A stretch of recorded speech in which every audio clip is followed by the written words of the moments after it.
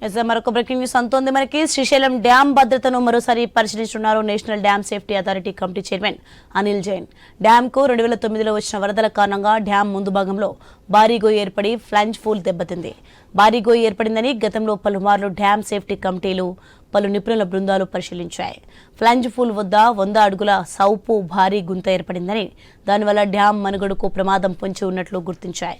ఇక సమస్యను క్లియర్ చేసేందుకు ప్రభుత్వం ముందడుగు వేసింది. ఈ నేపథ్యంలో రాష్ట్ర నీటిపారుదల శాఖ అధికారులతో కలిసి ఎన్డీఎస్ఏ డ్యాంను పరిశీలించనున్నారు. డ్యాం క్రస్ట్ గేట్ల ముందు భాగంలో ఏర్పడిన భారీ గోయిని డ్యాం సేఫ్టీ నిపుణుల కమిటీ పరిశీలించేందుకు అధికారులు ఏర్పాట్లు పూర్తి చేశారు. రైట్, ఇదే అంశానికి సంబంధించి మరింత సమాచారం మా ప్రతినిధి కిషోర్ ఫోన్ లైన్లో అందించే సిద్ధంగా ఉన్నారు. ఎస్ కిషోర్. Good morning.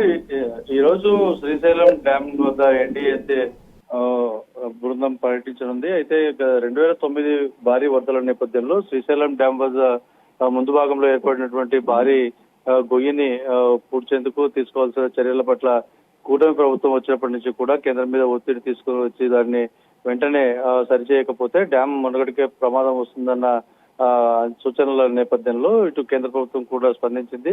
దీనికి సంబంధించి పూర్తి వివరాలను సేకరించేందుకు అలాగే చేయవలసినటువంటి కార్యాచరణను ముందుకు తీసుకెళ్లడానికి ఒక బృందం పర్యటిస్తోంది. పూర్తి స్థాయిలో కూడా ఈ యొక్క బృందం పర్యటించి ఏ విధమైన గొయ్యి ఉంది, దీన్ని ఏ విధంగా ఫిలప్ చేయాలి, దానికి డ్యామ్ కు ఏ విధంగా భద్రతా చర్యలు అంటే లోపం జరగకుండా అన్ని రకాల చర్యలు తీసుకోవాలన్న అంశం మీద నివేదిక ఇవ్వడానికి ఈ యొక్క బృందం పర్యటిస్తున్నట్టుగా తెలుస్తుంది. అయితే గత వారం రోజుల క్రితం కూడా ఈ యొక్క అంశం మీద కేంద్ర ప్రభుత్వం స్పందించి యుద్ధ ప్రాతిపదికన ఈ యొక్క కార్యక్రమాన్ని చేపట్టాలని చెప్పి అధికారులకు సూచించడంతో ఈ యొక్క ఎన్డీఎస్ఏ బృందం ఈ రోజు పరిశీలించనున్నారు. పూర్తి స్థాయిలో కూడా ఈ యొక్క బృందం వచ్చిన తర్వాత వారు ఏ విధమైన సూచనలు చేస్తారు, దానికి తగ్గట్టుగా ఇరిగేషన్ అధికారులు కూడా అన్ని రకాల ఏర్పాట్లు చేసిన పరిస్థితి శ్రీశైలం డ్యామ్ వద్ద నెలకొని ఉంది. Right, thanks for the information Kishore.